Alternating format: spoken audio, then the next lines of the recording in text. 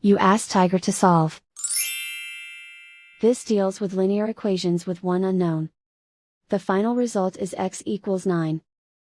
Let's solve it step by step. Group all x terms on the left side of the equation. Add x to both sides.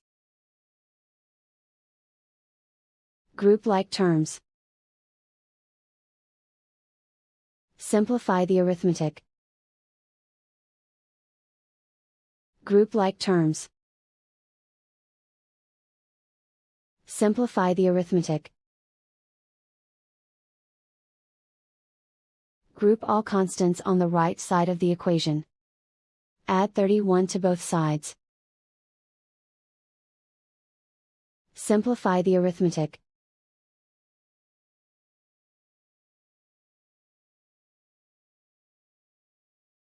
Isolate the x. Divide both sides by 6. Simplify the fraction. Find the greatest common factor of the numerator and denominator.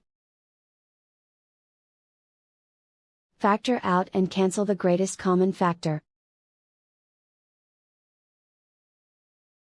And so the final result is x equals 9.